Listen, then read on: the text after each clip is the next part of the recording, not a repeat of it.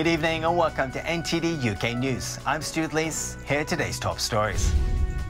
The latest on jabs for 12 to 15-year-olds. The UK's chief medical officers decide this age group should be offered a COVID vaccine. Our view was the benefit exceeded the risk to a sufficient degree that we are recommending to our ministers in all 4 nations that they make a universal offer, and I want to stress the word offer, of vaccination to children 12 to 15 in addition to the ones that are already being given it. They say they're recommending the vaccine on public health grounds and after considering the effects on education. No vaccine passes for England. The Health Secretary revealed the U-turn yesterday. The Prime Minister is expected to discuss this on Tuesday, when it's thought he will repeal powers considered no longer necessary in the Coronavirus Act. And nightclubs and others in the hospitality sector say they can look to the future with vaccine passports shelved for now.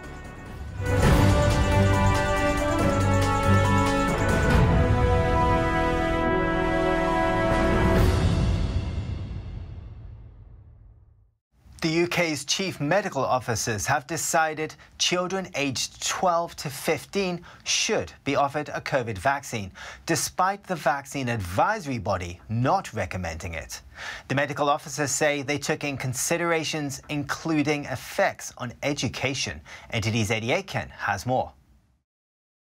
The UK's chief medical officers say children aged 12 to 15 should be offered the vaccine.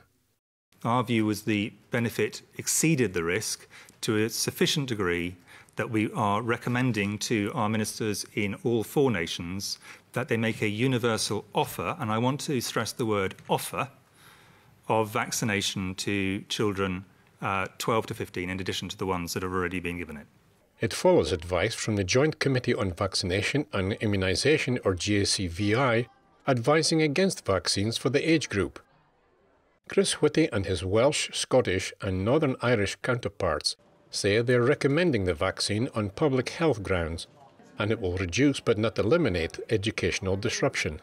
We do not think that this is a panacea, this is not a silver bullet, it's not a single thing that on its own will do so, but we think it is an important and potentially useful additional tool to help reduce the public health impacts that come through educational disruption. They asked the JCVI to look at whether to give second doses to children once more data is available. NHS England have previously been asked to prepare to roll out vaccines for all 12 to 15-year-olds. The government is expected to announce support of its medical officers' advice tomorrow. Eddie Aitken, NTD News. The Prime Minister is set to unveil his winter plans for COVID on Tuesday. It comes as the Health Secretary says vaccine passes won't be introduced in England. NTD's Jen Worrell has the details. Double vaccination won't be a condition of entry for nightclubs in England, with the Health Secretary saying that vaccine pass plans will be scrapped.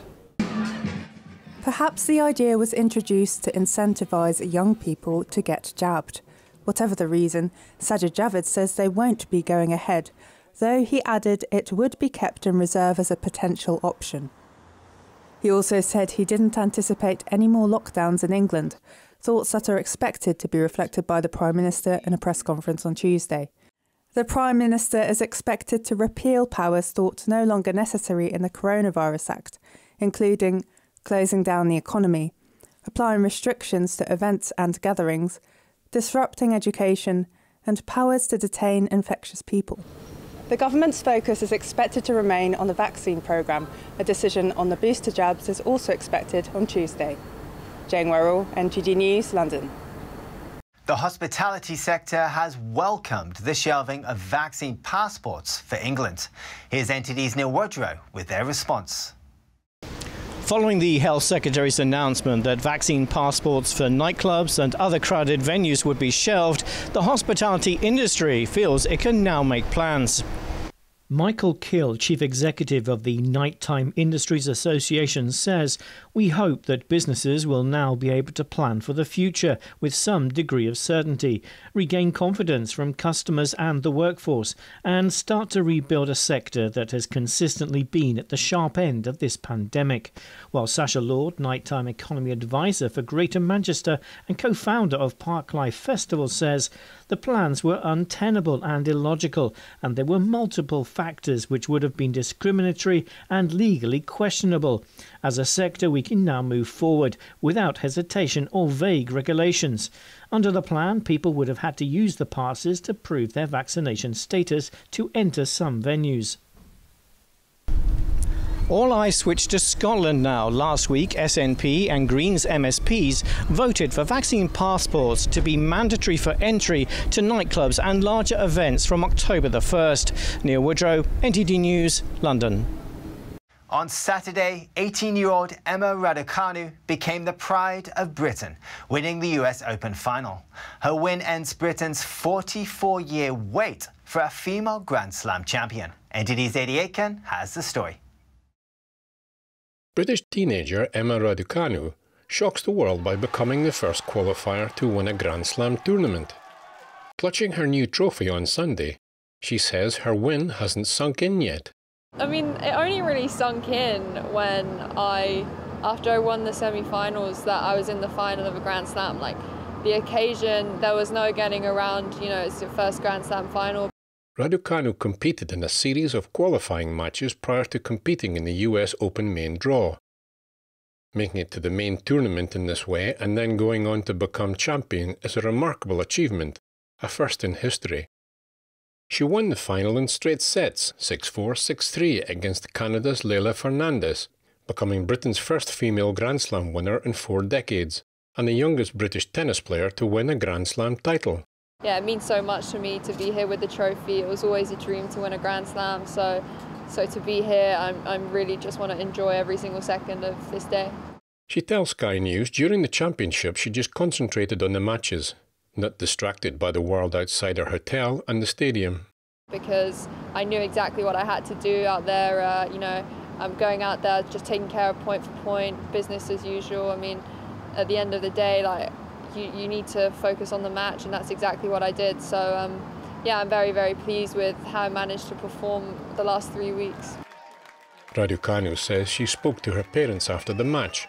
They had been unable to come to New York because of COVID-19 restrictions. They were extremely happy and proud of me, and you know they're my toughest and biggest critics, and to have them, you know, say they're proud and happy, it just means absolutely everything. And yeah, when I was out there, I definitely wanted to do it for them as well as me, because they've been through a lot as well as me, and you know, I wouldn't be here without them because they played such a big role in my upbringing, but also my tennis. After her win, congratulatory messages came pouring in. Prime Minister Boris Johnson posted on Twitter, "You showed extraordinary skill, poise and guts, and we're all hugely proud of you."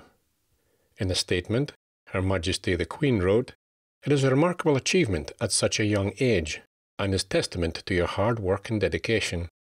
18-year-old Raducanu was born in Canada to a Romanian father and a Chinese mother. Her family moved to the UK when she was 2. Now, with this win under her belt, Raducanu has become the new British #1 in tennis and ranks number 23 in the world. Eddie Aitken, NTD News.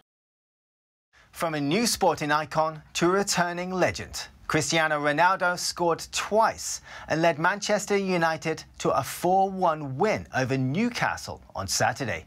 Fans are delighted at the return of one of the best footballers in the world. NTD's Costa Menes brings us this report. Cristiano Ronaldo scored twice on his second debut, leading Manchester United to a 4-1 win over Newcastle on Saturday. Before the game, the 36-year-old Portuguese says he hopes to reach the heights he did in his first spell at the club.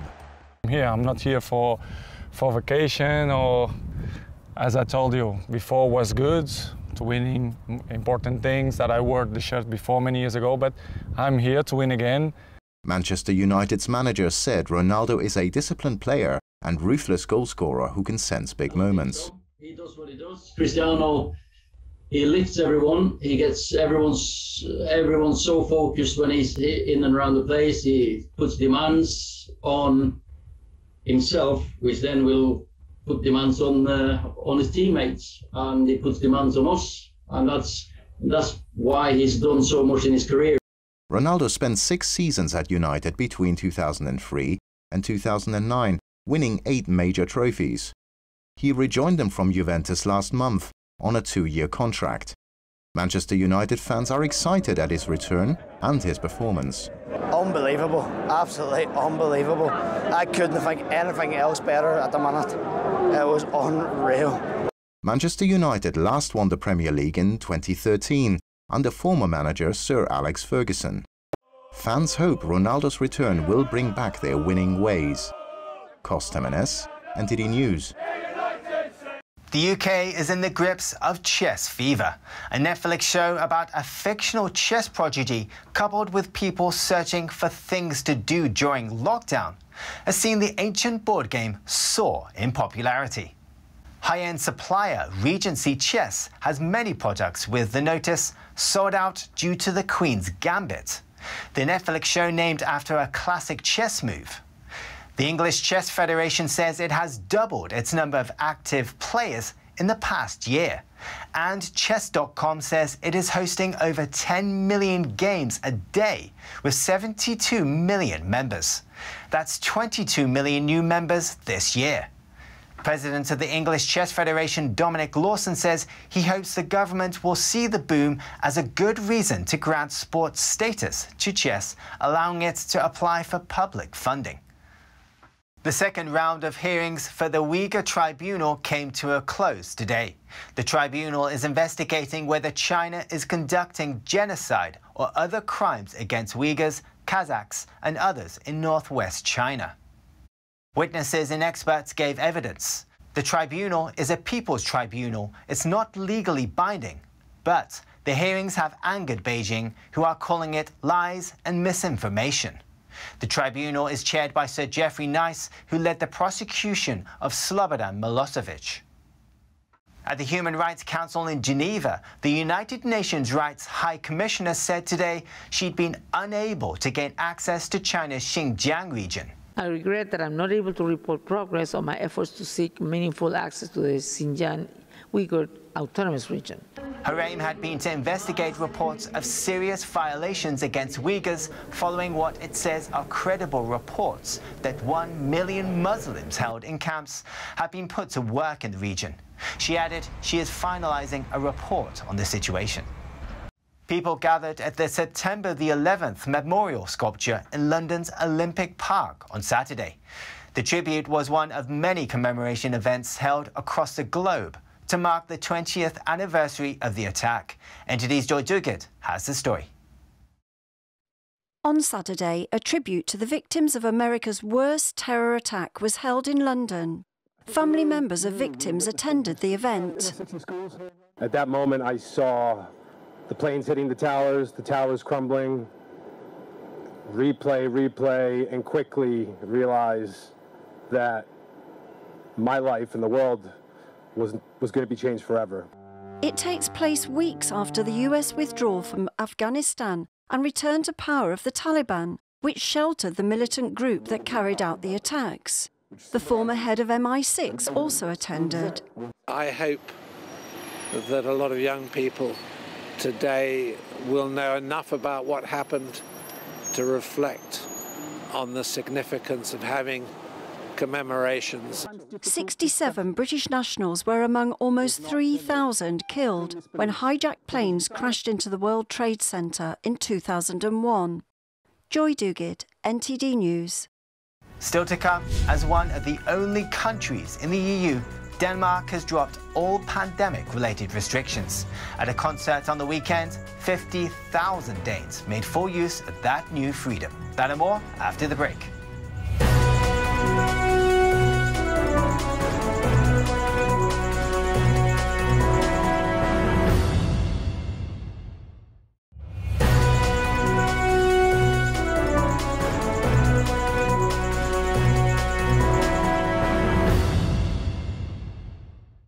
After almost 550 days of living with COVID-19 measures, Denmark has become one of the first countries in the European Union to lift all domestic restrictions. The Nordic nation dropped its vaccine passport altogether. NTD's Eddie Aiken has this report.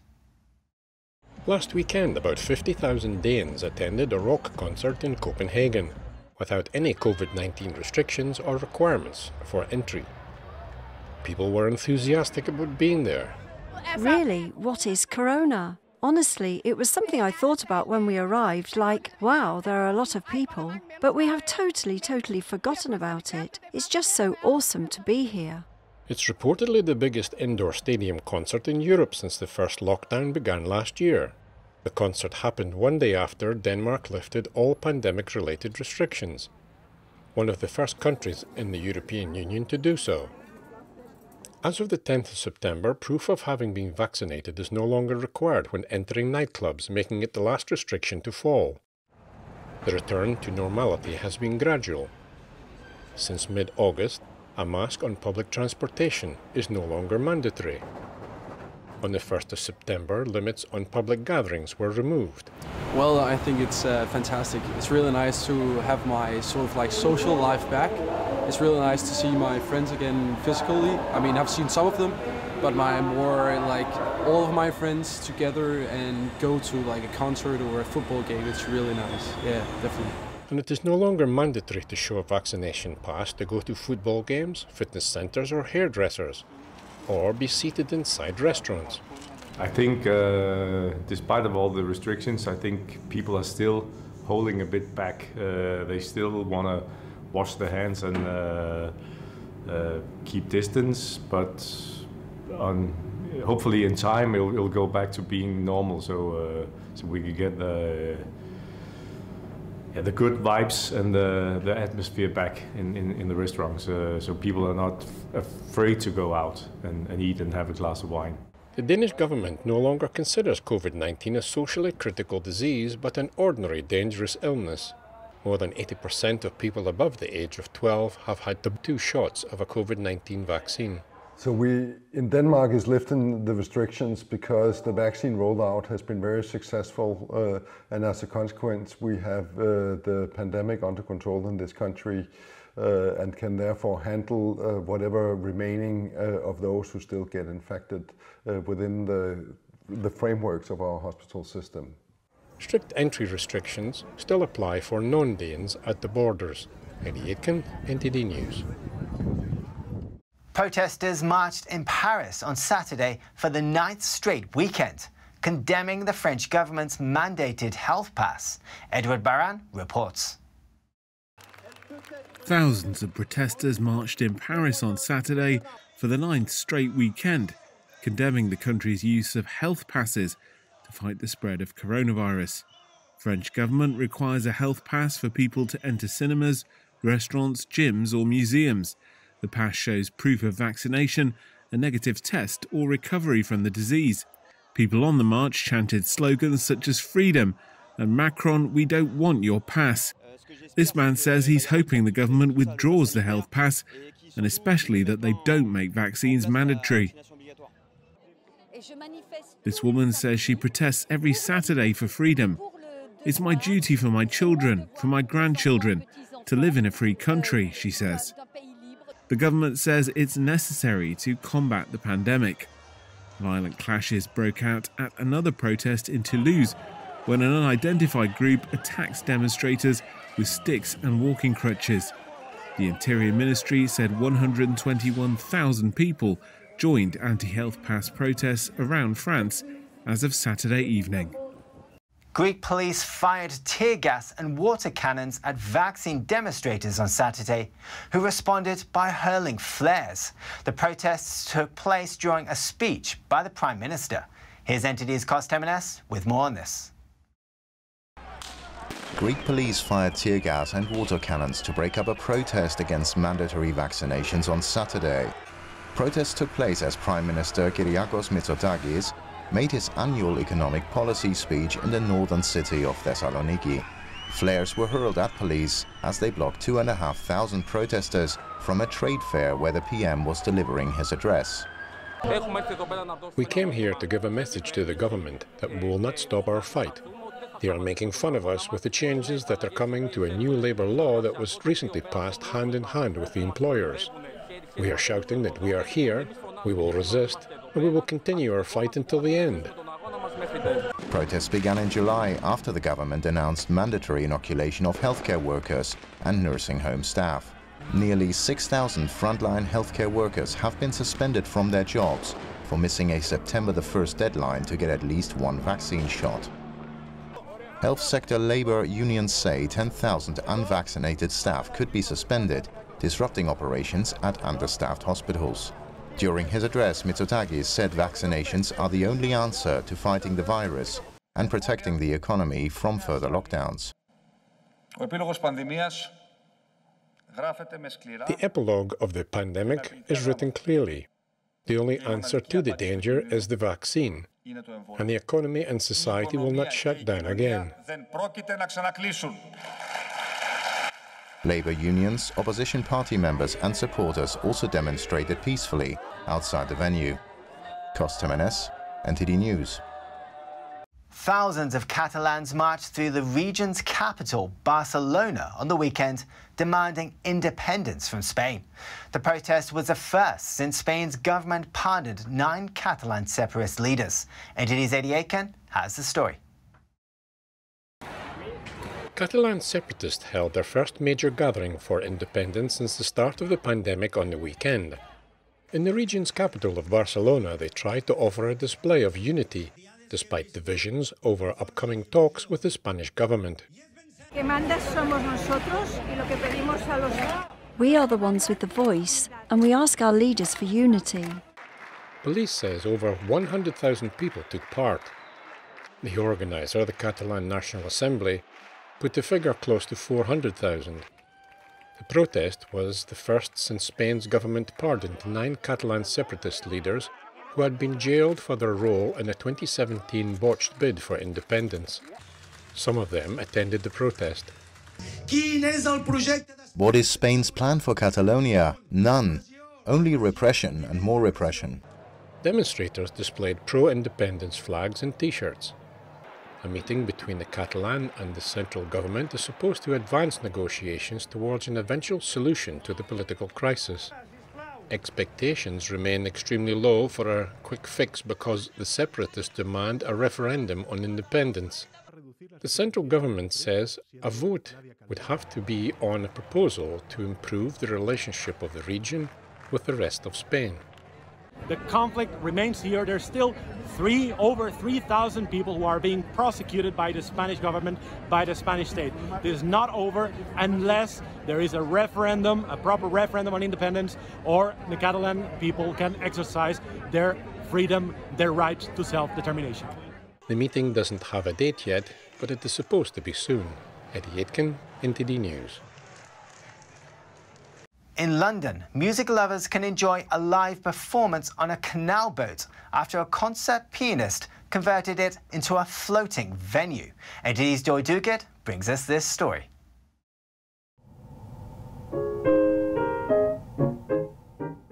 A concert pianist has converted a canal boat into a floating performance venue. As the piano boat traverses London's waterways, music lovers can enjoy private recitals. This is the piano boat, which is the only canal boat of its kind. It was built to our specifications as a floating concert venue. So we have a brand new Steinway grand piano, and here we give musical experiences for people on the canals. The captain of the piano boat is also the pianist. He says he finds the experience different from playing in a theatre. I think the whole intimacy of it, really sharing the musical moments, and for me to actually talk about the thoughts without having to use a microphone or shout at the top of my voice, it's a really different experience, and to be able to talk to people who are there afterwards is also great. Tayama plays Beethoven and Schumann to an audience of a dozen in evening dress. Henderson says the response from the audience is positive. It's all been a bit surreal, really, because we only started less than 2 months ago, and already, you know, our cruises are sold out for months, which is amazing, you know, as a new business just after COVID as well. Henderson says the idea of a floating concert venue came when they were living on a narrowboat. They had a digital piano on board and it attracted interest from passers-by. The piano boat is moored in Uxbridge, just outside London. Joy Duguid, NTD News. And finally, a new exhibition in Milan called The Art of Timeless Storytelling is uncovering the secrets behind Disney's most famous films. NTD's Eddie Aiken brings us the story. An exhibition in Milan called The Art of Timeless Storytelling is highlighting Walt Disney's classics. It shows how, with the help from talented illustrators, the company retold some of Europe's best-loved fairy tales. Visitors can get to know Hercules' path to becoming a hero, or how the 3 little pigs defeated the wolf. The exhibition is immersive within the myths, the legends, the fables and the fairy tales. There are 4 sections in which one can see where the stories come from. So you can think about the origins of Sleeping Beauty, Snow White, Pinocchio, and you can also see the cinematographic techniques used by Disney. The exhibition uses original works from the Disney archives to tell the story behind the movies. For example, visitors can catch a glimpse of the first sketches from Sleeping Beauty. It's so important, these exhibitions, because it's a moment where we can share this amazing behind-the-scenes artwork from our collection, which in many cases has never been seen before. Special attention is given to Pinocchio and its Italian origins. The curator says great illustrators started interpreting Pinocchio at the end of the 1800s. In 1935, after a trip in Europe, Walt Disney brings some books back to the studios with Pinocchio illustrations, among which is the Cavalieri illustrated version, father and daughter. And it's quite impressive to see in the exhibit the trails of this Italian connection. The exhibition runs until February 2022. Eddie Aitken, NTD News. That's the news for today, and thanks for tuning in. I'm Stuart Lees.